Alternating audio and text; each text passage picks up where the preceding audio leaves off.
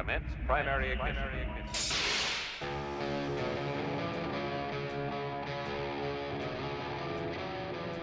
Hello there.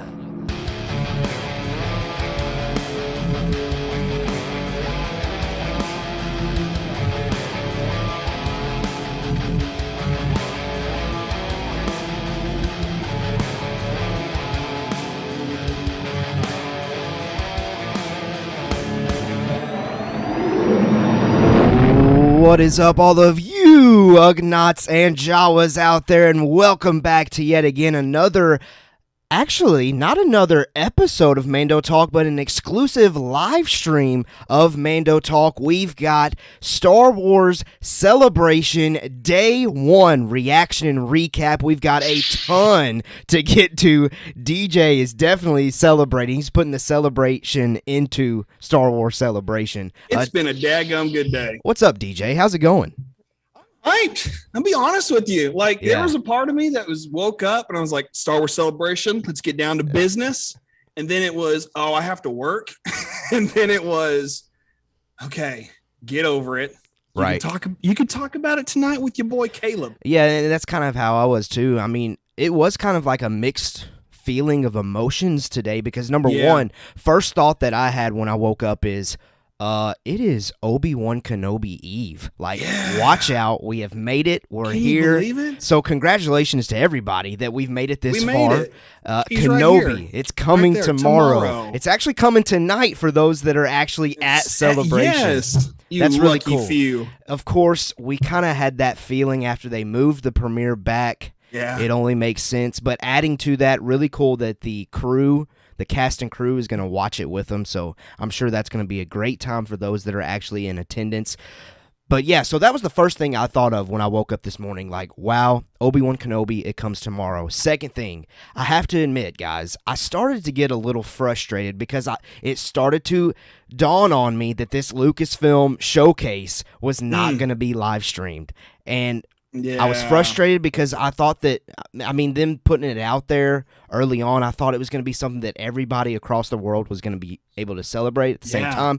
Yeah. It's fine. We ended up basically seeing everything except the little Mandalorian Season 3 teaser that they ended up giving to people only exclusively at that panel. But of course, John Williams was there. He got involved. Harrison Ford. There were all kinds of surprises for people that were actually there, and we'll definitely get to that. We're going to run through kind of, I guess, linearly, as linearly as possible through that actual panel, and then we'll kind of discuss other things that are going on, and it's still going on. And so, first of all, if you're here with us live and you're choosing to check us out live while Star Wars Celebration is going on live, that means you rock. You're dedicated. I'm so glad that you care enough about our opinions on this thing. But yeah, DJ, anything else you want to say about the day overall before we start to get into this actual showcase panel and start to figure it out together with me and you, but also from the chat? We need your help, chat. We need you to help us figure all this stuff out together as well. Yeah, I don't I don't know if I have just a big overall thought, but I enjoyed the bits that I actually got to sit down and watch. I actually unintentionally ended up having a very busy day. Mm-hmm. It just went a different direction than I'd planned when I went to bed last night. So you guys know how that kind of stuff happens. Sure. But what I got to see, and then the things I've gone back and rewatched, and eventually getting to just sit down and soak in the live stream, which thank you, Star Wars, for doing that for those of us who can't be there. Mm-hmm. It's fantastic. So thank you. But at the same time, I don't know if I have anything really right now. I know there's a lot that we'll talk about. I'll say this. I enjoyed getting to listen to Ian McDermott talk about just Palpatine things today. That was fun. I don't know if you got to watch that one. No, I was able to check out after the showcase panel, I was able to see some of the Willow cast come on the stage to talk during the stream. And then I think John and Dave were maybe not right after, but shortly after, I had to bounce and leave and kind of drive, and I haven't been able to check out the Celebration live stream since. So I'm going to be relying on you as far as things after that fact. Yeah, I mean, John and Dave came by, which was great to hear them talk, which they talked about stuff that we've heard. If you've ever watched like Chef Show on Netflix, or because Dave Filoni does an episode of Chef Show, that's actually a really good episode. Or if you've watched any behind the scenes Disney Gallery stuff, you kind of heard these things before, but it was still cool. Like, they're there and people are chanting, and Ashley Eckstein came by, Kathleen Kennedy came by, and those were great just by themselves to watch, and just not to mention everything else, So we'll get into it as we keep going. I don't want to spend all that time talking about what I got to watch. I really want to hear what Caleb has to say specifically. Well, I want to hear what you have to say, and I want to hear what the chat has to say. That's what I was about to say. That I want to hear what everybody else who's going to join us is going to say, and then we'll get to continue having these conversations over the rest of the weekend. I feel like. Oh, absolutely, and I feel like there's more to. There's definitely more to come. Yeah. And I know I've got my Twitter.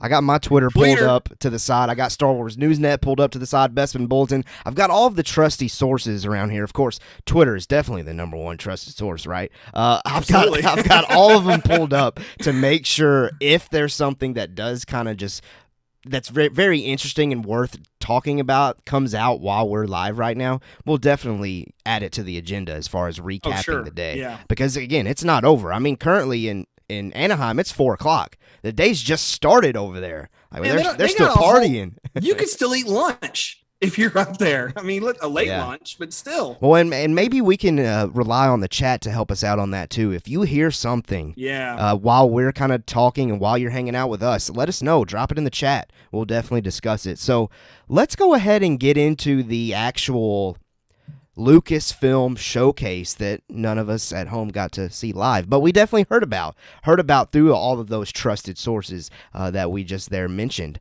Obi-Wan Kenobi. Let's talk about Obi-Wan Kenobi first. Obviously, we're getting it tomorrow, so I expected the least regarding this show because, I mean, we're here. There's nothing else they need to do as far as promotion goes, but some things that I don't know if you can say leaked, but got reported online regarding Obi-Wan Kenobi during the showcase. The first 2 episodes are, in fact, screening with the cast of the series at Celebration at 7 p.m. Pacific, so we've already alluded to that, but that is still so cool. So cool that they're doing that. And then next, this actually happened, I think, maybe toward like the back half of the panel, but the theme for the series scored by John Williams was actually played for the audience with John Williams coming out there to conduct it. Wow. I feel like if I had been in that room, emotions probably would have been pretty heavy at all of that going on. I think that's safe to say. Any thoughts on just the Kenobi updates, the celebration going on for Obi-Wan Kenobi as we speak probably right now and from this panel? Yeah.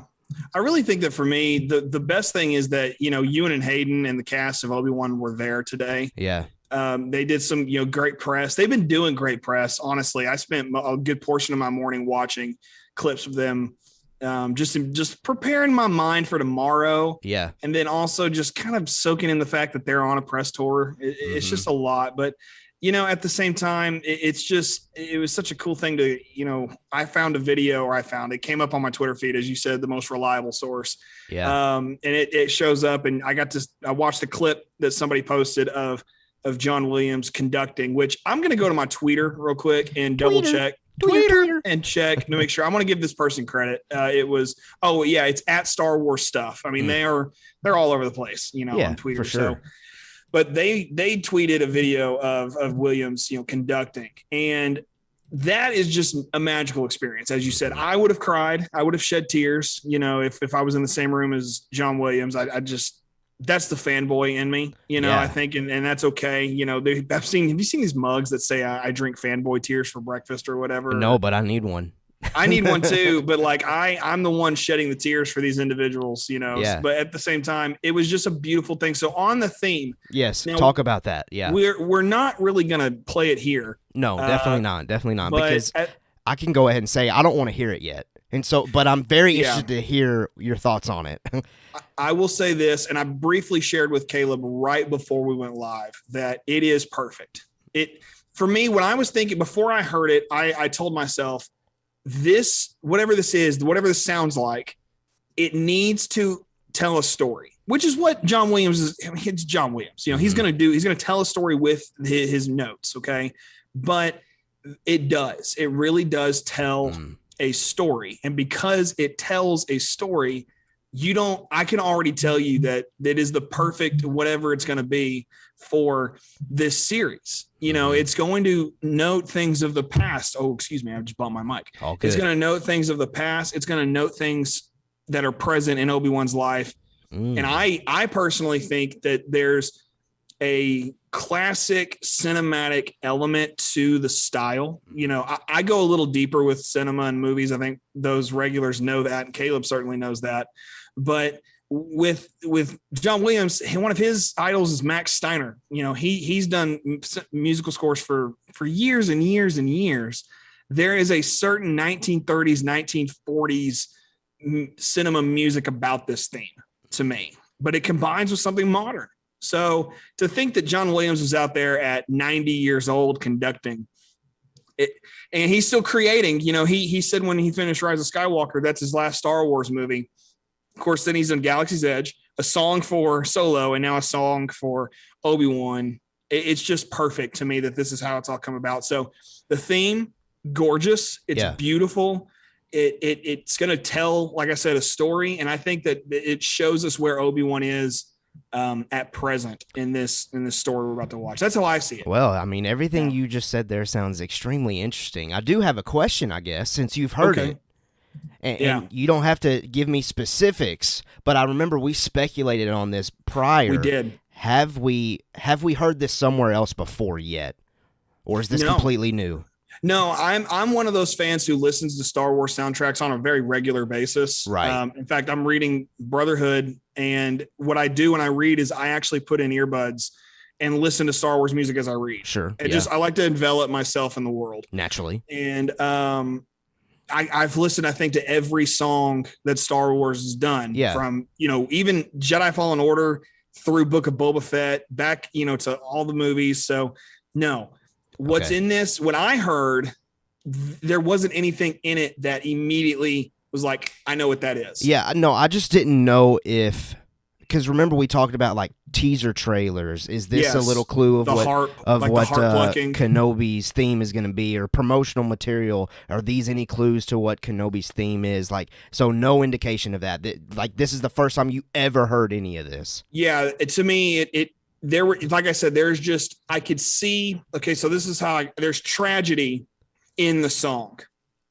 And I think that's a really good way to go about it. There's tragedy in the music, so that when we hear it tomorrow morning or tonight, if you're going to stay up late, depending on, or today, depending on where you're listening from, you know, you're going to hear this tragic sound and you're going to be like, man, that makes me think of Anakin and Obi-Wan on Mustafar. Oh man, that makes me think of Duchess Satine. Yeah. You know, that's not saying that there was something in there that was strictly Mandalorian about it because of Satine. It was just one of those, to me, I was like, okay, you know what? This sounds like there's tragedy. But there's this uptick, you know, and that's, I think, A New Hope coming through a little bit. So that's how I saw it. You know, I don't want to spend too much time on it going forward, but, you know, there you go. Well, I can't wait to hear that thing for the first time with the actual show. Now, you mentioned it. We'll go ahead and talk about it while we're here on Obi-Wan Kenobi. Yeah. I have never in my life, as far as Star Wars releasing Disney Plus stuff goes, heavily considered staying up. I'm like 50-50 right now. I really don't know. Like, I really want to stay up until 2 a.m. I have to admit it. I really want to. 2 or 3? It's 2 for us because we're 2 hours behind Pacific time zone. And it always releases right at midnight for them. That's right. Okay. I could do it. I need to start maybe pounding some energy drinks at about 10 o'clock. That might get me through. Actually, maybe, I need to do one at 10 to keep me initially awake, and probably another one right at 2 whenever the show starts. When Bad Batch, and admittedly, I stopped doing it with Bad Batch towards the end, but with Bad Batch and Mando, I was getting up at like 5 a.m. in Book of Boba Fett. Like, I legitimately I was waking up, I'd watch the show. My wife would get up not long after I'd finish it. She'd start getting ready for work, and then I'd go make breakfast. Go. for me, I really love that I have this routine. So I think what I'm probably going to do is I'm not going to stay up late, even though I feel very tempted to. Yeah. Well, like the thing is, since there's 2 episodes, like if I'm gonna wake up early, I'd have to wake up at 4. So like, what's the difference, honestly? At that not point? Much. No, it's really not. And you could even say, okay, I'm gonna take a nap. Right. It's like you could get done with the stream, go take a nap, wake up at 2, go to your TV, watch 2 hours of Obi-Wan or 2.5, whatever it ends up being, and then go to work, go about your day. Of course, let's be honest. No Star Wars fan's going to go about their day tomorrow. It's going to be all day long. So with that being the case, you know, it's going to be something incredible and special no matter what. Absolutely. So you know what? Stay up late, whatever. We'll figure it out. We'll figure it. We're getting it viewed regardless. And tell you what, while we're talking about Kenobi, and then we'll move on to the next show that got an update in this Lucasfilm panel showcase, whatever. Oh yeah. Speaking of Obi-Wan Kenobi, don't forget it's going to be right now, usually each week, when they get back to releasing Obi-Wan Kenobi episodes on Wednesdays. We're going to be going live on Thursdays at 6 p.m. for spoiler discussions, but since they're releasing tomorrow, we are doing a live stream tomorrow night, Friday at 6 p.m. Central, to do our Obi-Wan Kenobi after show spoiler discussion. So make sure you come back tomorrow. If you haven't subscribed to the channel at this point, make sure you do it so you can be here with us live as we spoiler discuss those first 2 episodes. I cannot wait. It is absolutely insane that we've made it here. But let's go ahead and go to the next show. This next show gave us some juicy stuff, to say the least. So let me run through this, of course. We're gonna run through just the updates from it, and then we'll definitely take a look at the teaser trailer together. So this is regarding Andor. These are updates that we got from the panel. Going back 5 years from Rogue One, they have already shot 12 episodes. Now, I don't know if that means 12 episodes for season 1. I think so, because I know they also mentioned that they're no. That is for season 1. I think that is confirmation that it's 12 episodes for season 1, because then they confirmed that they are shooting season 2 this fall. So it would have to be the season 1. So 12 episodes, season 1. Next thing, 2-episode series premiere is coming August 31st, and that was confirmed in this teaser poster, I guess, character poster of Cassian Andor that's displayed up on the YouTube video at this point. And I don't know why I said that, because again, this is a live stream exclusive, but yeah, you can see it right there. It was revealed on that poster that 2-episode series premiere on August 31st, which is a Wednesday. And then of course we got a teaser trailer. So before we go to that teaser trailer, DJ, thoughts on the poster? I'll go ahead and say my quick thoughts on it. It's a solid poster. I mean, I'm not just like absolutely in love with it. It's not like one of the best Star Wars posters ever, but it's cool to see Diego Luna back as Cassian Andor and a new image, new promotional material. Certainly exciting. DJ, what are your initial thoughts when you see this poster? You're muted. I'm glad I had it muted. I'm going to be honest I'm glad I did have it muted. I'm going to be honest with you. I haven't even seen this poster. Wow. Okay. So, initial reactions. I'm looking right now. Okay, I got to be honest with you. I scrolled past this. Okay. Earlier. It's not really something that just like grabs your attention. No, I thought it would. That may be on purpose. Okay. He's a spy. Good call. Okay, maybe. I don't know. It just kind of looks like a shirt graphic. I thought it was fan art. That's why I scrolled past it, because I see fan art all the time, and not intentionally. It just kind of comes up, and there's some good fan art out there. There's some really bad fan art out there. Yeah. But this, to me, it doesn't grab my attention. Yeah. I like the Obi-Wan Kenobi poster is a good example where you've got Vader on a hilltop in the distance. Okay. And Kenobi's the silhouette in the foreground. Yeah. I really like those style of posters. I'm glad that we're moving away from the poster that just puts every character that's in the movie on it. Oh, for sure. Yeah. But this is probably exactly what Andor needs. Given our just recent revelation of 30 seconds ago, it's probably meant to not catch your eye. Sure. Which is great, because it is kind of a spy thriller. Yeah. 2-episode premiere. That's cool. I think that is that the new thing. Like, I was just about to say that. I think that's what they're gonna do. Is gonna give us the 2-episode premiere at each new season or series or whatever, or maybe it's just for like a season opener. Well, you know? I mean, think about it. Maybe it's just their easy way of shaving off some time to get to the next show. I mean, as far as they may be doing stacking that, them up on top of each other. I think that easily business side of things makes sense. Yeah, I can see that because Mando's coming later this year as well, right. You know, and then Ahsoka in 2023. So, well, we'll get to Mandalorian. We'll get to Mandalorian. Well, I like the poster. It's just cool to see Diego Luna. He does look younger. Yeah. In the trailer. And, you know, like you said, we've each seen it once, but we'll get to that here in a minute. But I like the poster. I think it's cool, you know, for what it is. Absolutely. Well, we got some chatter, and we're going to go to the trailer next, but we got some chatter in the chat, so we need to check that out. RFB says the panel opened with a live choir Duel of the Fates piece. Oh, man, I wish I could have checked that out. I would have crapped my pants. Absolutely. Let's see what's next. John Hare. I work night, so I'll probably watch it as soon as I get off work. Yeah, that's probably a great time. All right, and then I think RFB shares his plan. Says I'll be in bed by 10 p.m. Eastern. Up at 5 a.m., go straight to Disney Plus, then Twitterverse. That is a detailed plan. You got it all worked out, RFB. I think if I'm correct in this, RFB also legitimately has a farm. So like he's wasting prime hours on his farm to get up and watch Obi-Wan instead of going and doing farm work. So good for you. I love that. I do not blame him in the slightest. I love procrastinating. Especially when Star Wars. It kind of drives me crazy, to be honest. I think you can probably tell that. Just that you don't like procrastinating? Based off of how we run the show and like behind the scenes stuff. You can probably tell that I'm somebody that likes to make a deadline for sure. Oh, dude, we went live at 6:01 and he was like, "You ready?" I was like, "Oh yeah, what are we doing?" I was like, "Oh, my bad." No, all good, all good. Well, listen, are you ready to watch this trailer?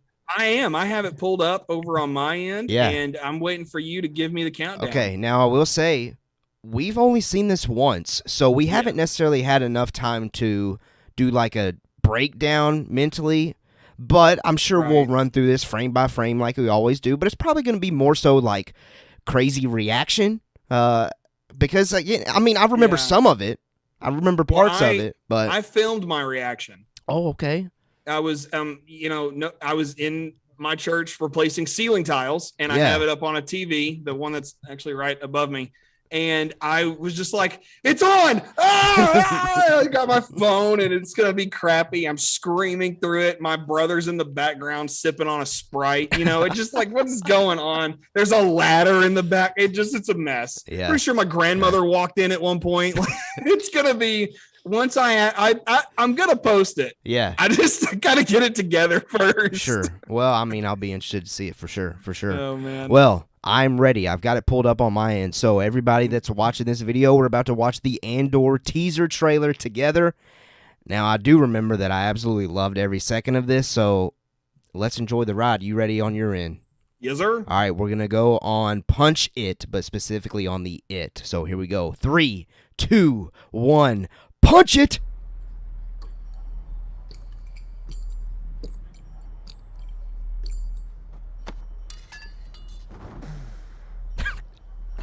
I love that.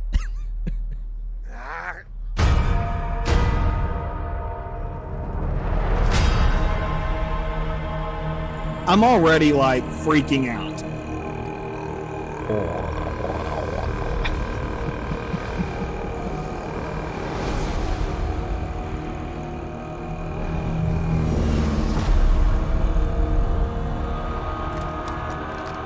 Okay, I love this part.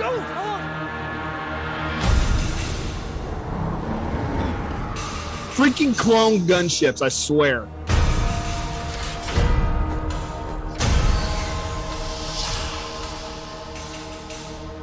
They're so proud of themselves. So fat and satisfied.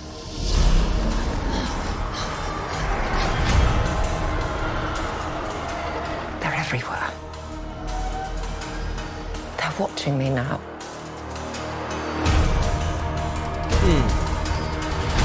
Soon enough, these days will end. There will be no rules going forward.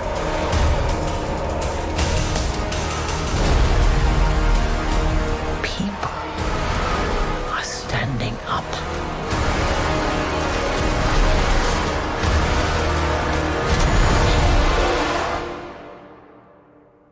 That's what a reckoning sounds like. That's good stuff. That's what a reckoning sounds like. Are you kidding me? Come on. That is Oh my great goodness. stuff.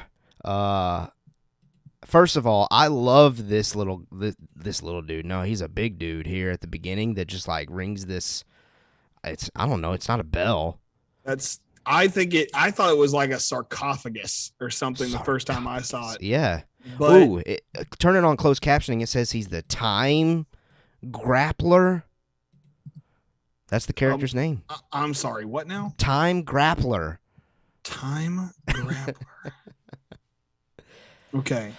I accidentally closed out of it, so I had to pull it back up. Oh man, no, we got to go through this frame by frame. I didn't mean to do Of course, that. So yeah, of course. I would say it's a bell. The Time Grappler. He grapples the time. Yeah. What does that even mean? I don't know. But Well, I've already gotten to like the 30-second mark where we see like this group of kids.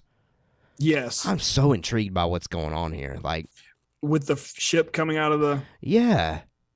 Well, Now, it part looks of to- my speculation brain is like, if this is a full-on backstory of Cassian, like, is he one of these kids in this crowd?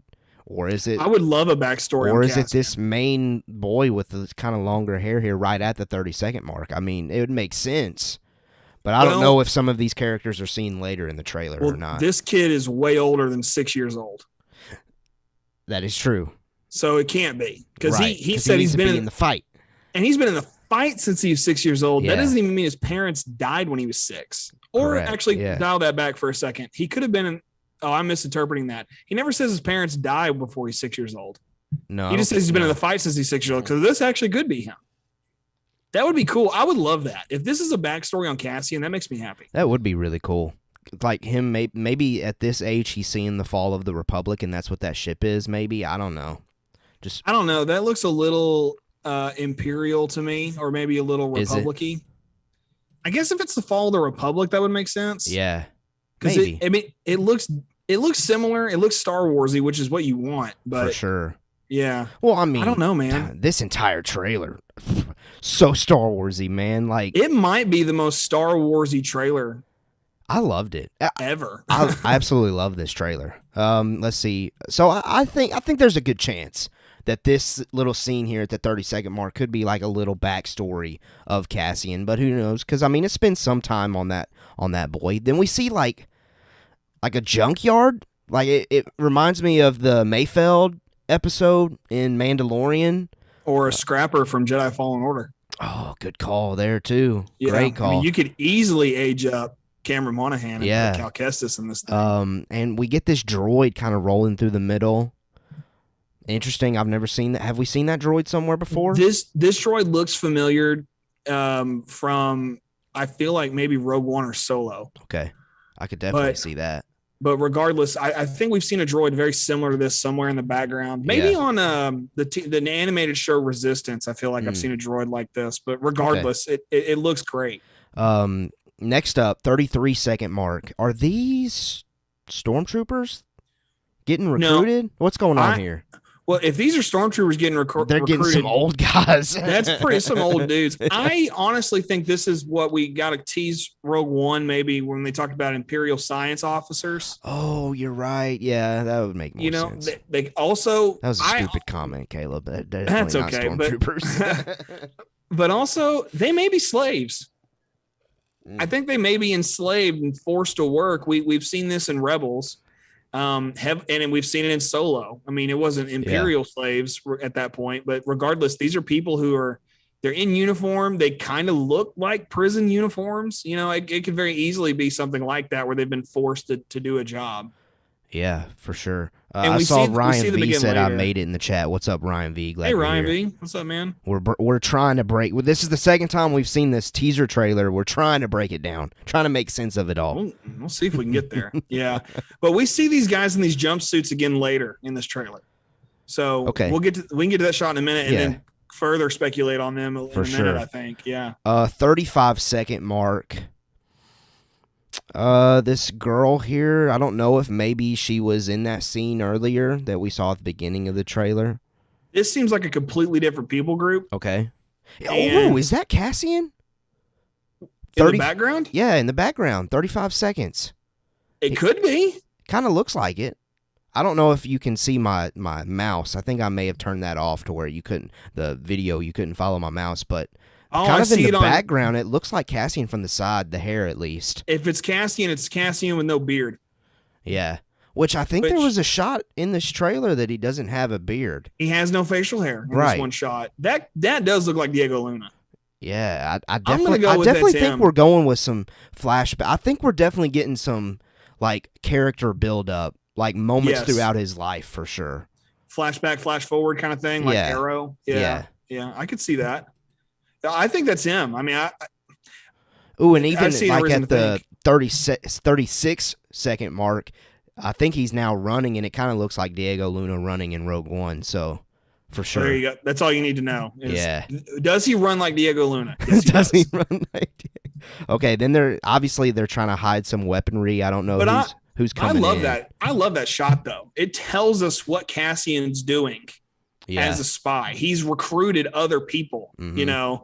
and this is a rebel cell. Yeah. So maybe Cassian's like the leader of a rebel cell or something. I don't know. That'd be great. That would be great. 38-second mark. That's kind of where I'm at now. This civilian starts kind of ringing an alarm. Ooh, it says, captions on here.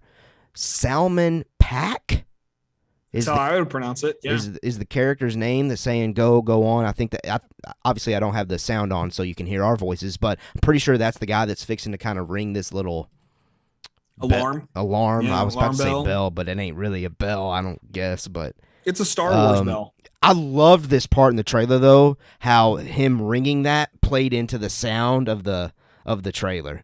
Like it got boom, boom, boom, like heavy on the Yeah. sound. Loved that. Absolutely loved that. 39. Yeah. That kid. Yeah. That's Cassian. You think so? I just got a feeling. Hmm. He looks like Diego Luna. This kid looks Mexican and Diego Luna's Mexican. I mean, I don't know. I think it's him. Just the fact, and also this guy over here, I'm going to call him the dad. Okay. He looks like a slightly older version of Diego Luna. Okay. So more we're just getting progression of Cassian potentially.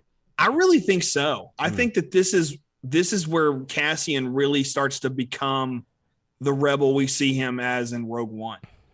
Yeah. That's what I think. I think Now- that's him. I think we've talked about this before. Cassian's parents, separatists. They're involved with the separatists. I believe that's right. Yeah. So this could be where those clones come in. Later in the trailer. Yeah. Yeah, maybe. What if that's where his disdain for the Empire begins? Is this could be same era as Bad Batch season 1? Oh, I mean, for sure. I'd imagine that. Yeah, something like that has to do with it, for sure. Dope. I don't know, man. All right, That's great. I don't know. Continuing to go here. These gunships. 42 seconds. Yeah, the gunships. That Listen, massive thing that stands out. It's a clone gunship that's been updated or modified. Yeah. There's just no two ways about it. I mean, I wish that's something that in the sequel trilogy we would have seen more of is the Resistance repurposing Republic gunships. Because I know that when they started work on the sequel trilogy, they were trying to avoid the prequels because they were worried of hatred. Right. They were trying to connect more so to the originals then. Which I think was a mistake. And by the time you get to 9, they kind of worked it in, but in a very roundabout shoehorn kind of way. We're not here to discuss that, but I wish that these kinds of things that like this one shot, I kind of wish that these things had come into the sequel trilogy, but this is I mean, without a doubt, one of the coolest ships in Star Wars. Oh, for sure. Absolutely. I mean, we haven't even seen it in a full-blown action sequence yet. There's no action figure, toy set up for it yet. No. But this looks like one of the coolest ships in Star Wars because it looks like a clone gunship. Yeah. Yeah, no, it's super cool getting that connection. Well, continuing on here in the trailer, we have kind of these workers, I guess, that are watching this approachment of this trooper gang, clone trooper gang on those ships. And again, we get the Glapper. Is it Glapper? Clapper? I can't remember. Time Grappler. Time Grappler. Yeah, we get him again. We see a guy closing shop. So clearly these people are scared to death of these troopers coming in town. Yeah. And then we get kind of like this new look officer, like navy blue. I'm assuming they're in game with the Imperials at this point. I bet it's some kind of a local uniform. Yeah, probably the local officers, but they've probably been impacted by the Empire at this point to where they're just doing the Empire's being paid by the Empire. Yeah, for sure. Now that kind of looks like the same kind of hair that we saw the guy at the door that was ringing the alarm. Kind of looks maybe like that's the same man. Maybe it is Andor's dad. That would certainly make sense. I'm buying into that for now. And then we get again 5 o'clock shadow Cassian Andor at about the 52-second mark. So it really does seem like just throughout this trailer we get progression of age for Cassian. Yeah. So I definitely think we're built. I think we're gonna early on in the series. I think we're gonna build up Cassian's childhood and early teens and things like that. And we're just gonna maybe in like 10 minutes, real quick, we'll see why Cassian gets fully involved the way that he does. I think we're gonna get that character backstory for sure. I don't see why they wouldn't do that. It is his series, right? Now, at the 54-second mark, those look like troopers that have actual stormtrooper helmets on. It's kind of blurry. I don't fully know. It kind of looks like it. That's a stormtrooper. And then we get this really intriguing shot of all of these Imperial... Is it ISB that wears all white? Sometimes. Thrawn wears all white, too. It just depends. Thrawn wears all white. Krennic wears all white. Admiral Yularen was wearing all white in A New Hope. So, I mean, for me, the uniform is not what stands out to me in this shot. Okay. It's the environment. Yeah. No. Yeah. For sure. Because you have a round table very similar to that group of Imperial, officers, elite from A New Hope. Yeah. So to me, it's like, okay, the guys from A New Hope, they were overseeing the battle station. Okay. And then these guys are overseeing whatever the heck they're overseeing, So to me, it's the environment that's the big takeaway here. Yeah, for sure. Oh, yeah. I love the environment in this. RFB in the chat says Ewan and Hayden are talking with Anthony Carboni on the live just now. Man, I wish I was watching that. Let's speed this up and go watch that. Well, I don't know if they'll still be there by the time we're done, but hey, we'll check it out at some point for sure, RFB. John Hare says, those uniforms at first reminded me of Cal's uniform at the beginning of Fallen Order, but I double-checked it's not, just similar. So talking about those officers that come to the door, I think so. Yeah.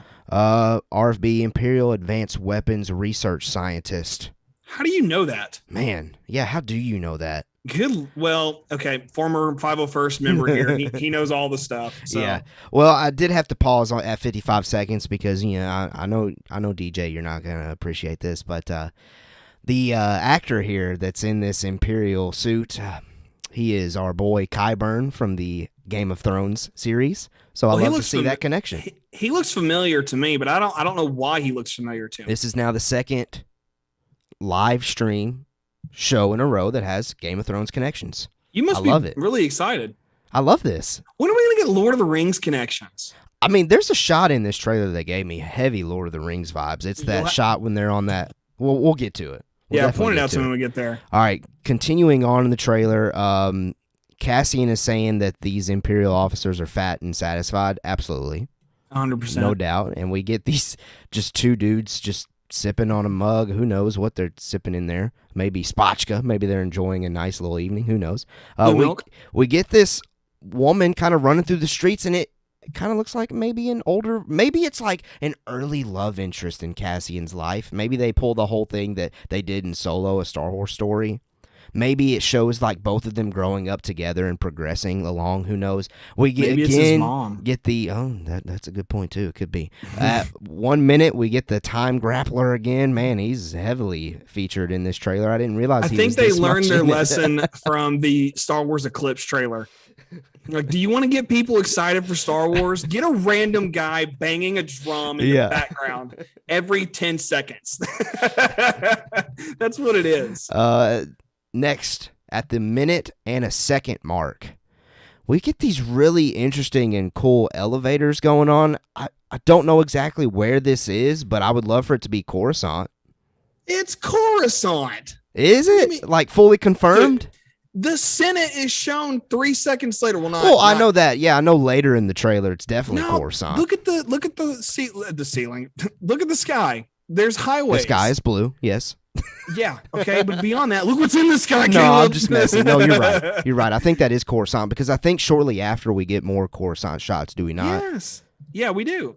We get Mon Mothma talking for sure. And then we get Death Troopers. I didn't even notice that Death Troopers were behind this female Imperial officer here. I love that. Confirms those rumors that we heard from Bespin Bulletin. Yeah. Absolutely. Mon Mothma is back. And then, yes, for sure, at a minute and 6 seconds, that is definitely She looks Coruscant. Incredible. And this is great because all we've ever seen Mon Mothma in is white. You know, so to see her in a different wardrobe, I love that Star Wars is willing to do these things where they'll take a character and adjust the wardrobe ever so slightly. Mm-hmm. And I love that when there's a dramatic shift. I love this dramatic shift in the wardrobe for Mon Mothma because it shows us she doesn't always have to be wearing white, and it's just perfect for me. Well, I'm blanking on the actress's name right now, but it's in the description. Her name is Genevieve O'Reilly. Well, she looks fantastic. She hasn't aged a bit since the prequel trilogy. And she was in Rogue One. Right. And she looked just like the original actress from Return of the Jedi. Yes. I mean, I've always thought this was perfect casting. It blows my mind. Blows my mind. Yeah, it seems like she might be at like some senator party at the minute and 9 second mark. We're definitely getting into some political landscape in this show. And I know that was rumored and speculated. I think we talked about that pretty recently. This teaser definitely confirms that, and I am pumped for that. That we need a little political intrigue here, and done in a way that isn't gonna just bore us to tears, right? Because like when you go back and watch Phantom Menace and you get to those Senate things, like you have to really dig in and think about what Palpatine's doing to really enjoy those scenes. You have to be somebody that's trying to put all of the pieces together. And if they're going to play the game, as rebels and spies and everything, this is going to be a great political noir. Absolutely. It's going to be very fun. Well, at the minute and 10 second mark is where I got like the Lord of the Ring kind of vibes. Just like the hillside, like walking through, kind of like reminded me of the journey that Lord of the Rings characters had to go on. So that was the Lord of the Rings vibes that I got from this trailer. This show was shot in London. So this is probably Scotland or England, which Tolkien would have used as reference when building the world of Middle Earth. So this isn't a Lord of the Rings show, but that's the Lord of the Rings nerd coming out in me. So this looks like it. And to me, from watching shows like The Crown and just seeing, little things from other shows, this looks to me like it could be Scotland or London or not London, but England, just that part of the country there. It's just beautiful. Yeah. Well, next up at the minute 11 second mark, we see this group of people that are with Cassian earlier in the trailer. So maybe Cassian's journeying to these people and trying to recruit them at these moments. Who knows? But these are characters from earlier in the trailer for sure. Continuing to move on, we get a look at Stellan Skarsgård's character. In the captions, it says his character's name is Luthen. That's a dope name. It is a great name, and I think he's Rebel. He looks like a Rebel for sure. Don't know what's going on or where we're at the minute and 17 second mark. But this, for some reason, like heavily reminded me of Rogue One. I know we didn't see it in Rogue One, but it just gives me those like, this is definitely being worked on by people that worked on Rogue One, because you get those just Rogue One vibes pouring out of the trailer at that shot. I think so too. It's very reminiscent of Scarif. The backdrop here, the mountain cliffs, mountain cliffs? What? That looks like the southern isles of, I think, Scotland has, where they have those crazy drop-off cliffs out there. So that's what that looks like to me, which, again, we know they filmed on a beach, and we know all these things already. So this, I think, just kind of brings about more of those vibes of this was shot in England, or for sure. The greater UK anyway. Yeah. Well, but these next also look like, I'm sorry, real quick, one more thing. Good. These look like aircraft carriers to me. Ooh. Just like a little bit like, now it's like a bowl, you know, but either it's an aircraft carrier or it's something that rises up and, below the surface level of the water. It's kind of how it looks to me. Yeah, because you can definitely see some waves going on in the water. It kind of looks like a whirlpool, I don't really know. Of course, that's the thing with all these new shows. They have to have something new and different to add to the lore and the overall story. But this looks perfectly Star Wars in what it is. I would love to see this thing come out of the water, and somehow it's got some force field that keeps it dry. That would be so cool. A force field that keeps it dry. Yeah, because it definitely looks dry from this shot. They borrowed Gungan technology. Hey, I'm all for that. Yeah. Jar Jar Binks, Andor. Maybe Jar Jar's in the background engineering one of these things. He's just like, Misa, fix it. He gets shocked or something. Oh, we love Jar Jar here. No Jar Jar slander is allowed. Move along if you want to partake in that. Absolutely not. Whatever. You have your own opinion, people. Okay, next. Or get on board and love Jar Jar. We get this Imperial officer kind of coming through the little ship hallway, at least. It looks like he's got a stick, like a cane. It's young Porkins. Young Porkins. Getting a Porkins origin story in Andor. Yeah. Can you imagine? That's how he defects. I don't know what's going on there with that Imperial cadet or whatever he is. I think that he's a prison guard. If you look at 118, if you look at the guy on the right-hand side of the screen, he's got on some funky-looking boots, and then also he's got what looks like a cattle prod. Okay. Just some kind of a nightstick. Oh, I see it. Yeah. So, and I think that's what the other guy in the main frame is also carrying. It just looks like they're like in riot, kind of stuff. Yeah. Prison guards would have. It. All right. Well, next shot, kind of very Imperial type of hallway. THX 1138, man. That's what this reminds me of. Have you ever seen George Lucas's first film, THX 1138? I think I did, but it was probably a while ago where I don't remember it at all. It stars Robert Duvall. It's Lucas's film he did before American Graffiti and, of course, before Star Wars. But this looks very, very THX to me. Just the white and black and just the little notes of, what science fiction was in the 70s and the 60s. That's just what this it gives me those vibes quite a bit. Well, I love it for sure. All right, moving on, because there's definitely some other things we need to get to, but hey, we definitely need to dissect this together. We got these people in those suits earlier in the trailer kind of going through these hallways. This, for some reason, just gave me Camino vibes. I know we're not dealing with clones or anything like that, but it certainly reminded me of that. These people are in formation. They know exactly what to do. They're being forced probably to do this. So I'm liking the idea you mentioned earlier of these individuals kind of being slaves. Yeah. And I'm assuming very new slaves because they're just so clean and everything, or the Empire's very strict and you just have to look good regardless. We're going to give you clean gear each and every single day. I don't know. But this definitely seems newly intact, if you will. Or they're just started. Or they're like newly recruited even. Yeah. Yeah. I'm interested to know more about that. All right, we get this next shot at minute and 22 seconds. Don't know who this actor is, but he definitely looks like he could easily play a villain in any type of film, series, whatever. He's definitely going after Cassian. I mean, that's the vibes I get from this one shot. I think he's also in the trailer later. But back to the civilians making bell noises, whatever. Then we see a back shot. I'm at the minute 24 second. I have one of those community officers, whatever you want to call it. Seems like after they've kind of done their little attack on these civilians, trying to assert their new imperial dominance, maybe to show the town that we're going to follow the imperial order, and you know how that goes. Usually it leads to chaos, destruction. Yeah. I don't know. From the back, that reminded me of that same dude earlier that had that hologram of Cassian. I think it is. Okay. Yeah. I think so too. I just wanted to make sure you felt the same way. I think next up is an incredible shot. Mon Mothma. Genevieve in the Senate, man. And gosh, come on. I just want to sit here and see if I can see old Sheevy in the backgrounds. I want to see if I can see E.T. Oh, yes. Now, here's something I did notice the first time I watched this. There's only so many lights on those hovercraft things that they kind of talk from. Yeah. I think that all of the blanks where there are no lights are empty. I think they're empty, and I think it also represents the fact that the Empire is moving away from having a Senate, going more from the control that we see the Chancellor has. Yeah, we're getting into some political stuff in this series. There's no doubt to me. Or it could be people that have left the Empire. Yeah, you know, I don't know. That's kind of how I'm looking at it. Man, I love that. All right, moving on.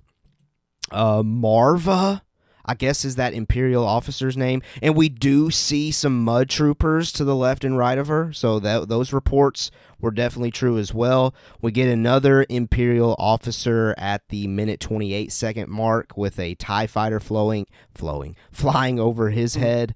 Then we get a hooded figure. Can't tell who that is. If I had to guess, I would say it could be Cassian. At the minute 29 mark with the lights shining on him. Don't know for sure, but just speculating. Then we see at the minute 30, we get the clone trooper shot where this guy's kind of going after these troopers, and I have a feeling this dude ain't living. No, and I also think he's gone, but this might be the first usage of live action clones in Star Wars. Well, I think in Boba Fett. Spoiler Were alert. they? Spoiler alert for Boba Fett. I think in Grogu's flashback they may have been.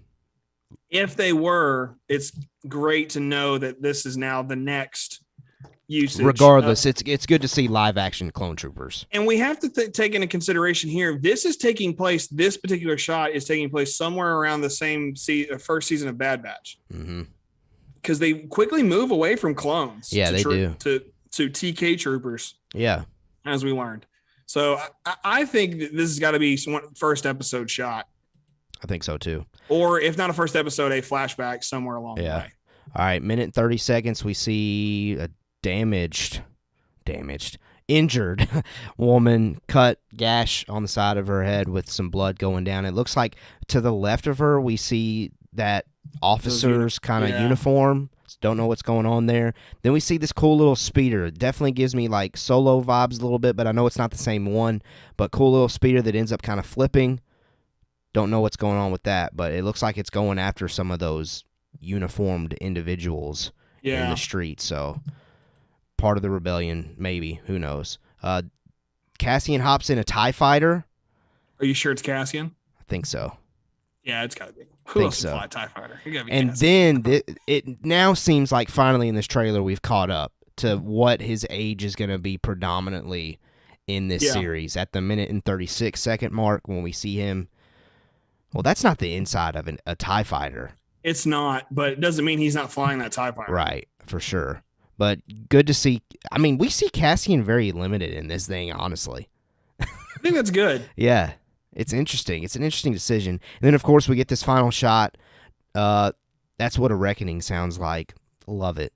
Absolutely love it. Absolutely. That's what a reckoning sounds like. Great teaser trailer. And I feel like we have dissected that as much as we possibly can. I mean, we spent a heavy amount of time on that sucker. But, hey, what we do here. That's what we do here. Any final thoughts that you have on that Andor teaser? Oh, man, I was starting to not be sure about this show, but I love it. I'm ready for it. This is going to be great. Yeah, I mean, it's certainly jumped up there as far as my anticipation level goes after seeing this thing. So, job well done to the folks involved with putting that teaser trailer together. All right, let's move on to The Mandalorian. We got some updates on The Mandalorian Season 3. We do know for a fact that we are going to Mandalore. Second thing, it was revealed that it is streaming February of 2023. So we are not getting it at the end of this year. It's going to come out in February, which I was kind of bummed by initially, but maybe not. It'll be all right. That just means we got more Star Wars going on. I'm sure Andor, its runtime probably would have ran into the normal release window of The Mandalorian. So I'm okay with waiting until February. Also, to make sure that everything goes well with the series. So I'm definitely excited for them pushing it back, because that means I think the show is just going to be better off in the long run with that. And that streaming February of 2023 reveal was with this new little title poster. Now they've done these with each season. I think the first season was like more deserty. Second season was like that water. Yeah. And then this one, I want to speculate that it's in one of the Mandalorian planet or moons. Who knows? That's just where my head space is at right now, since we know we're going to Mandalore. But what do you think of just the theme of the little title there? Not the title, but the theme of the logo. The fact that it's very green, I think kind of it'll tell a few things, something that I can't really, it's hard to speculate without having seen a trailer. So I'm glad to know that we've got Grogu's back, and that has a lot to do with Book of Boba Fett, obviously. Mm-hmm. But as we get further and closer into where we're headed, I don't really have a lot to say about it. I just think it's nice to know that they did give us something for those of us who weren't at Celebration. Yeah. And of course, they're going to hold that one back, the teaser. I personally think that the actual Mandalorian teaser won't come out until after Kenobi's finished. Okay. I don't think that they want to disrupt the Kenobi hype right now. And that would 100% take away from Kenobi. So I think they're going to wait. I think there's a chance that they release it with the Mando Plus panel, but only a small chance. Because I know in the description for the Mando Plus panel, I think it's either tomorrow or Saturday. It says a look at what's coming next. I mean, that could be anything. But if they wanted to, they could fit that in there. But I have a feeling since it was already shown, they probably wouldn't show it again, but just wanted to throw that out there. But I agree with you. They're probably waiting until after Kenobi. Also, maybe something that makes them push it out is leaks. I know that there's leaks going on. They're trying to block those as much as possible, but there's definitely some images out there floating around. I didn't want to pull those up, though, for those of you that maybe want to wait until it's in its fullest quality and things like that before you see those things. But, yeah, they did show a teaser, and I will just real quickly, if you don't want to know what's in this teaser, I'm waving my hands right now. As I'm waving my hands, I'll wave my hands again when I'm done sharing what's in the teaser trailer, or maybe when we're done talking about what's in the teaser trailer. How about that? That okay, works. So waving my hands, we're about to talk about what was in the teaser, even though we didn't get to actually see it. So first thing, and these are all things I pulled from Twitter. So people that were in the room, I'm assuming these are all true. You know how Twitter is, but these are things that were taken from the teaser trailer that was shown at this panel. Bo looks to be the main villain. Mando will return to Mandalore to be redeemed for his quote-unquote transgressions. Bo tells Grogu his dad is not the only Mandalorian. Grief Karga has a great new outfit, and the Armorer and Pelimoto appeared. I also saw a tweet that the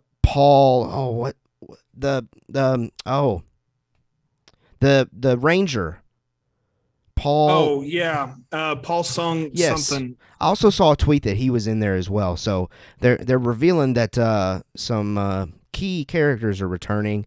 But of course, I didn't get to see the teaser. Anything that catches your eye from this? Because I'm not surprised by anything from what was described on Twitter, honestly. I figured that Bo was going to be the villain, at least for a little bit. We'll see if Moff Gideon gets involved and makes that change a little bit, but we'll see. What do you think? For me, it's Bo-Katan. I saw some images that leaked from the trailer, and those are getting passed around Twitter quite a bit. I won't describe them for those of you who are trying to abstain as best you can. Yeah. But she's very much, I guess in charge to say that she stole the show, I think is what I'm taking away from what I've seen. I haven't seen the trailer. Of course, I wasn't there. And to my knowledge, it hasn't leaked anywhere yet. I mean, not that I've seen it. So until, we actually see the teaser. I'm thinking post Kenobi. I can't, I've said this before, I can't really add to something that I just can't see. Mm-hmm. But what I have seen is Bo-Katan, and Katie Sackhoff was there today on the panel, and she talked with I can't remember the lady's name who's hosting. Regardless, they spoke, and man, she was very vocal about how excited she was to come back and for everybody to see it. So for me, I'm very much just looking forward to seeing Bo-Katan, and she's the person I want to see the focus put on in this next season. She is kind of going to take the spotlight, and I think that's a good thing, because not that I dislike Mando or Grogu, I just would like to see something else have perspective shifted to it, and Bo-Katan's the right call. I think it'll be 60-40. 60 on Din, 40 on Bo. It's still Din's show, for sure. That's a very fair assessment. I don't want to see like the end of Bo-Katan or anything like that. I don't know if that's what's happening, but I just want to see more Bo-Katan. I really love her character. Yeah, I would say just speculation goggles right now. I love that phrase. I'm going to start saying that some more often. Speculation goggles. We're putting them on.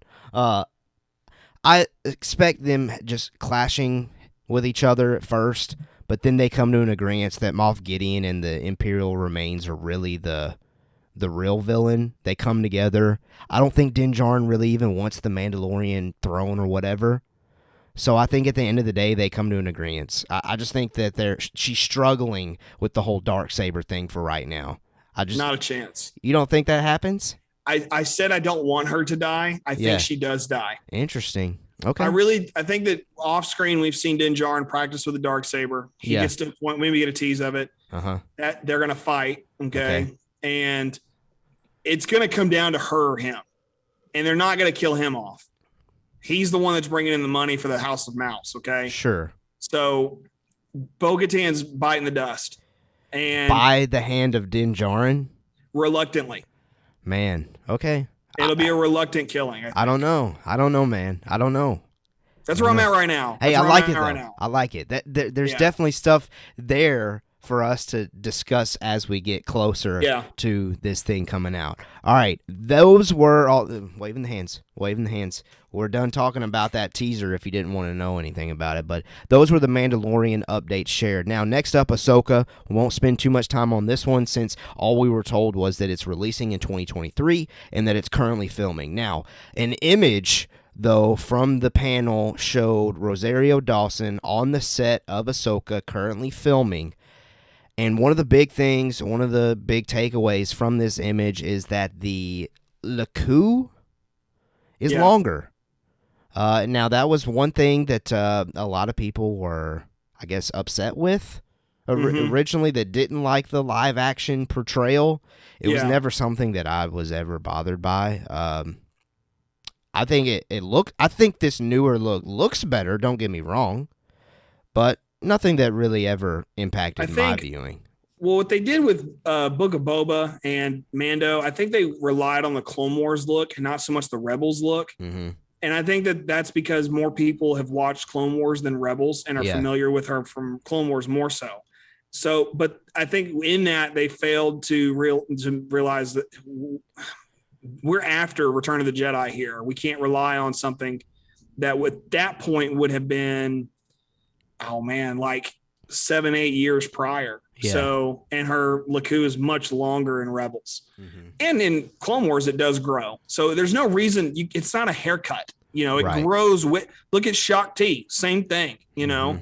So I think it was a good call to extend it. She looks older in the right way and looks wiser in the right way. Yeah. I like this Laku better than the previous, and I think it was a good call to update that. I think so too. Well, that's it as far as Ahsoka goes. Just a real quick update that we are supposed to get it in 2023. Certainly excited for that. All right, next up, we got an update on the John Watts created series. So first of all, they reveal its official title, Star Wars Skeleton Crew. Now, initial reaction when I saw that pop up on my Twitter, I was like, nah, there's no way that's the real title. I like the title. I didn't initially. I was like, what is this? But then I thought about it a little bit. I think it fits the descriptor that we got from that Vanity Fair article about it being coming of age, kids involved, kind of fun, but also in this panel they say it's not necessarily just for kids though, so I'm assuming we're going to get to some dark places. Who knows?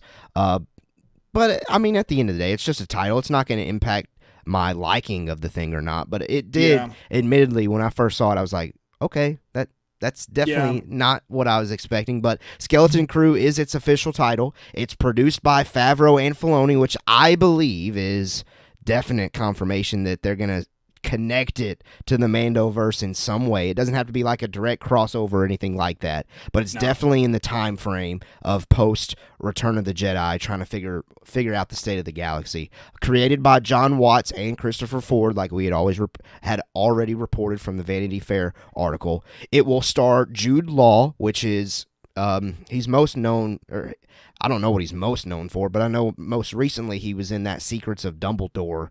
Fantastic Beasts. The Harry Potter prequels. Portrayed Dumbledore younger, I guess. I've heard great things about his performance in that film, but I haven't heard great things about that film. But anyway. What Jude Law touches always is good. Yeah, so that's good news. Good news for sure. Releasing in 2023, so I'm assuming this is going to be back half of 2023. I think it's going to be Mandalorian, Ahsoka in the Andor slot, and then Skeleton Crew at the very end. And then the story is a group of kids that get lost in the galaxy. What do you think of all this stuff? Well, I love that Jude Law's in here, and I think this matches really well with. I was introduced to Jude Law through a film called Sky Captain in the World of Tomorrow. Very low budget film, but it stars him, Gwyneth Paltrow, and also Angelina Jolie. And if you've never seen it, you'll watch it and immediately be like, "What am I?" You think it's the wildest thing, but it's based on like Saturday morning serials from like the 50s. You know, it's as close to like Flash Gordon as you're really going to get. That's not Star Wars. So when I heard Skeleton Crew, Jude Law, knowing the backdrop about Grammar Rodeo, which is what this is, I was like, oh, it's like Sky Captain. So for me, I was like, this is dope. I love that movie. So I think it's going to be very fun, and it's going to give the Goonies vibes, which is always good for, your classic Amblin folks out there. That is exciting. I'm excited about that. vibes maybe. Yeah. Well, that is all of the big reveals regarding Star Wars from the live-action Lucasfilm panel, but non-Star Wars updates, just real quickly. They decided to show a Willow teaser trailer. That's going to be coming to Disney Plus on November 30th, produced by Lucasfilm, so that's why they use this as a platform to show it. And then Indiana Jones 5, the first look image, releasing in theaters on June 30th, 2023. Harrison Ford showed up at Star Wars Celebration. Would have loved to have been in the room for that. And then Absolutely. John Williams conducted the Raiders March to welcome Ford on stage. So great stuff there. DJ, anything you want to say about non-Star Wars stuff that took over Star Wars Celebration there for a minute? First of all, nobody went to Star Wars Celebration to hear about freaking Willow. Okay, not a soul. Nobody bought a ticket. Nobody bought a pass. Nobody flew from Europe to Anaheim to see a Willow teaser. Not a soul. Having said that, I have only seen half of that movie.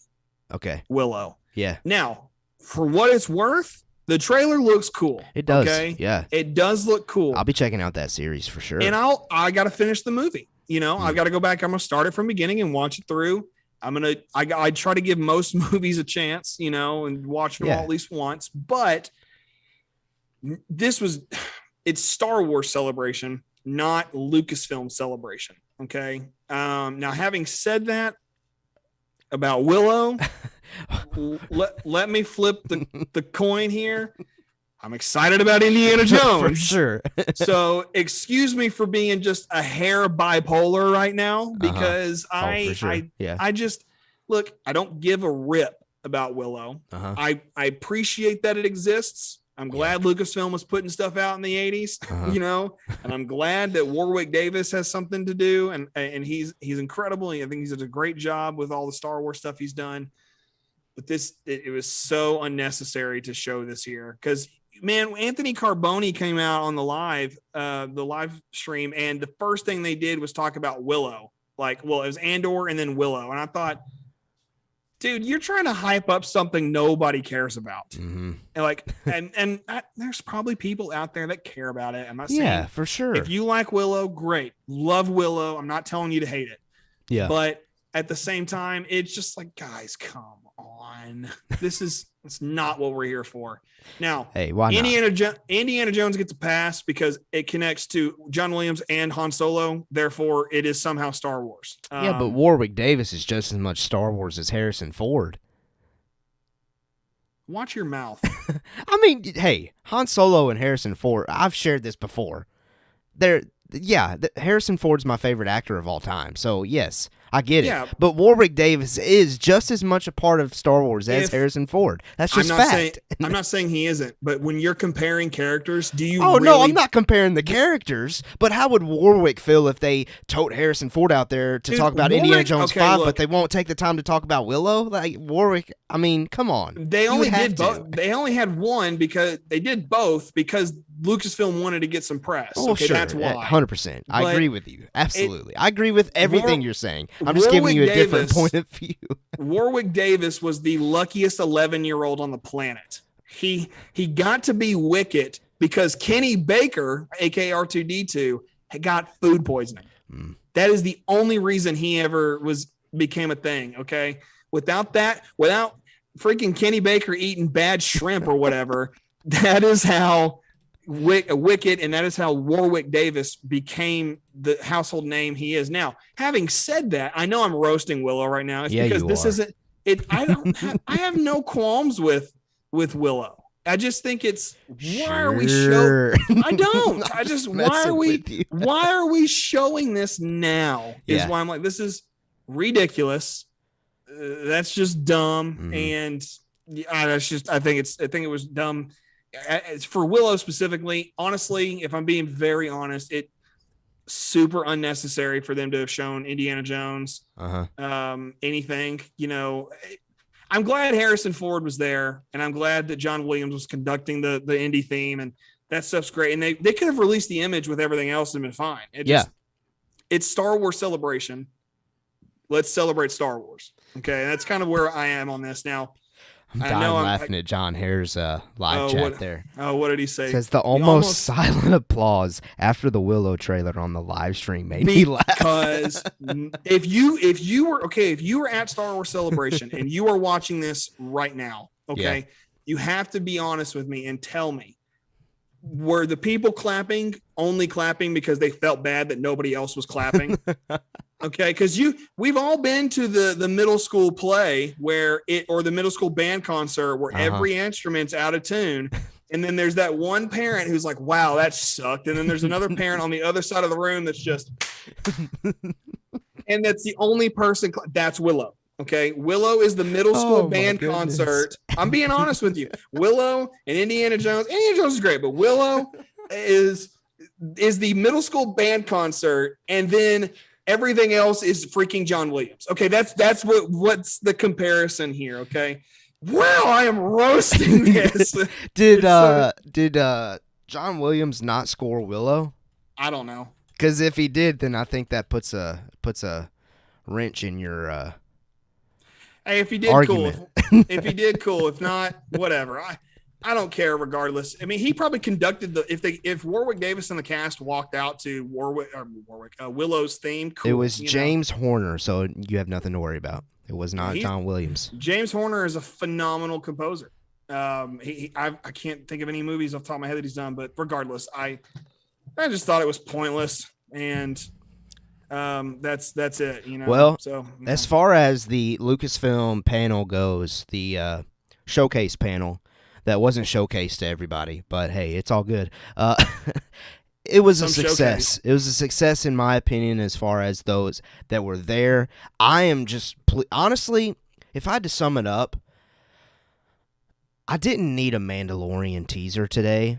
So the fact that I got an Andor one, like I had mentioned earlier, I was super bummed when I realized that I was not going to be able to watch this thing. But then when that Andor teaser came out, my attitude, I guess, flip-flopped because, again, like there's no need for a Mando teaser right now. I'm sure we'll see it when it's necessary, but I mean, it is what it is. At the end of the day, I felt like that panel was a success, even though, half of it was focused on Willow and Indiana Jones, but it's all good. It's all good.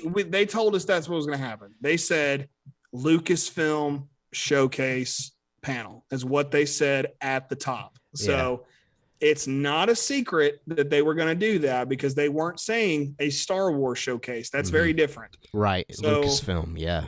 They were. And so my rant, even with that logic, is not justified. I'm just going to be honest. It's not because of that. But at the same time, if I just immediately, my first thought was great. They're going to focus on this all day now. But they released Andor and, subsequent stuff has come out. So you're right. Yeah. Okay. Yeah. It's Lucasfilm. They were showcasing their stuff and they got that part out of the way up front, which was good. Yeah. Well, I mean, as far as what's going on now at Star Wars Celebration, really ever since the end of that panel, it's been guests coming to the live stage.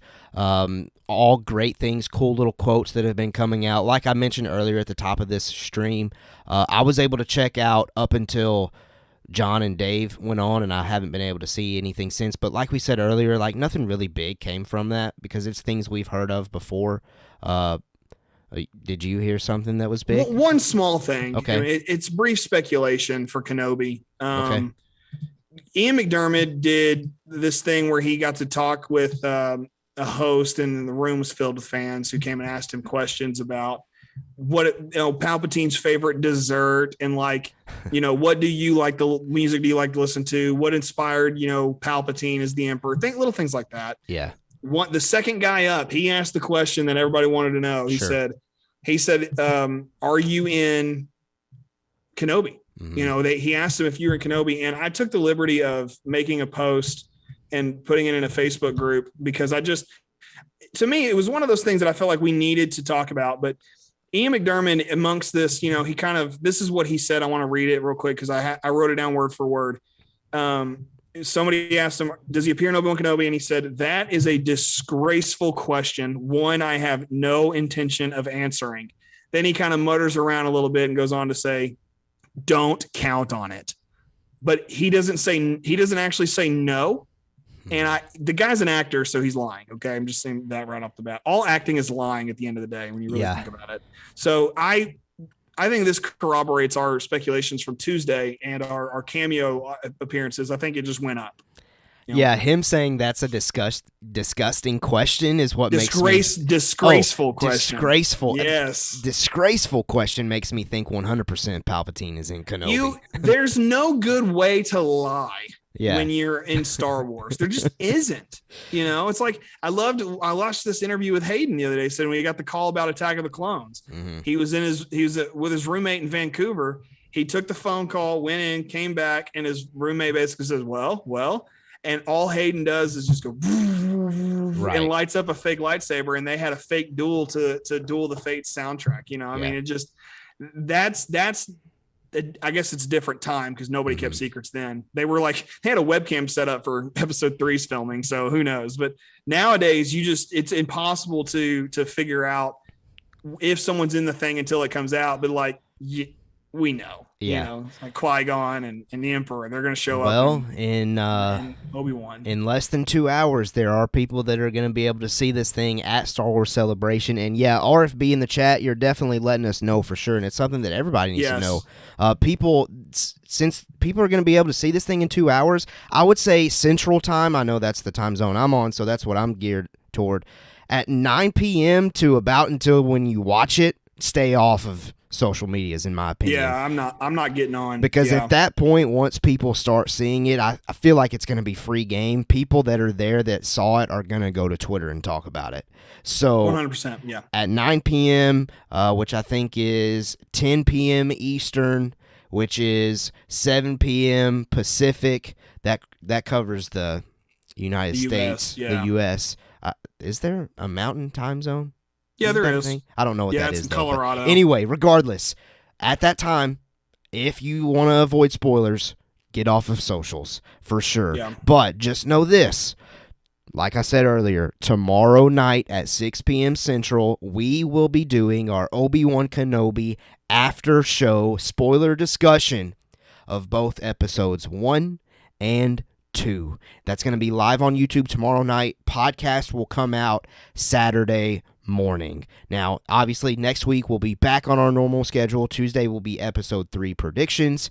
Thursday will be after show spoiler discussion of episode 3. So, back to normal schedule next week, but we definitely wanted to make sure that we did a special live stream to discuss the basically overall day one, but more so just focused on Lucasfilm Showcase, because I had a feeling that was going to be the big news thing for today. I'm sure there's going to be more news pieces that come this weekend, like maybe some book reports, comics, video games potentially. Who knows? Maybe something about films.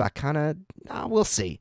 We'll see. I doubt it. But anyway, make sure you stay tuned with Star Wars Celebration on socials and check out the Star Wars YouTube channel. They're going to continue to do live streams on that YouTube channel each and every single day of Star Wars Celebration. But most importantly, make sure that you get Obi-Wan Kenobi viewed at some point tomorrow before 6 p.m. Central so you can come and discuss that premiere, the 2-episode premiere, with us. Well, DJ, anything you want to say to our lovely live viewers and viewers that are watching it after we've finished going live, because you probably wanted to finish watching the Celebration live stream, and I don't blame you, so you're probably watching this on the playback, which is okay. Anything you want to say to any kind of our viewers?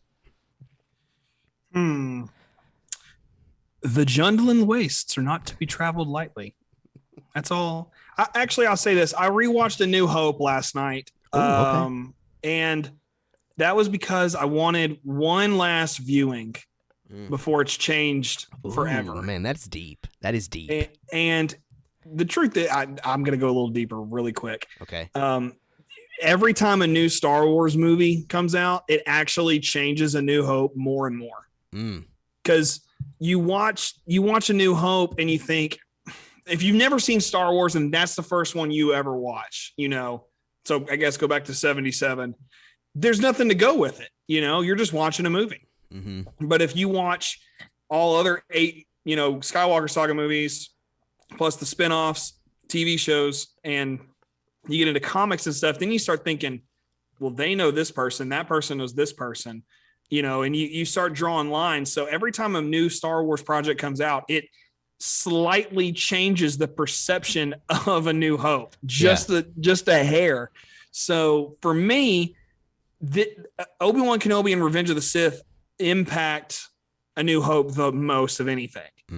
And I haven't even seen Obi-Wan Kenobi yet, and I know that. So I am fully expecting what takes place over the next 5 weeks to drastically alter my perception of A New Hope. So I wanted to rewatch it one more time before it's just changed forever. And that is a good call. And so that's what I did last night. Heck, I might do it again tonight. Tonight I'm going to watch Revenge of the Sith. A phenomenal thing to do. As soon as I hit end live stream on my end, I need to go and watch Revenge of the Sith and A New Hope. And as soon as I'm done with that, it's going to be 2 a.m. and it's time to watch Obi-Wan Kenobi, baby. Is that really how long those two movies are? Potentially. I mean, you could take a little snack break in between. I could pace it out for sure. You go to Taco Bell. I might need to do that, honestly. That would be an easy way for me to make it to 2 o'clock, to see Disney Plus crash and ultimately not be able to see it. That would be hilarious. It would not be hilarious. It'd be hilarious. That's why you got to wake up at 5. Like I don't know if waking up at 5 is going to be enough time for me. But it probably won't be. We'll figure it out. We'll figure it out. It's getting viewed before I go to work, regardless. Either way. Yeah, you need to be distracted for those couple hours you're going to be there. Yeah, for sure. All right, well, let's get out of here. We'll definitely see you tomorrow night. Spoiler discussion. That's the end of this live stream exclusive where we reacted to Star Wars Celebration and day number 1. Make sure you let us know what your overall thoughts are on Star Wars Celebration as the weekend continues.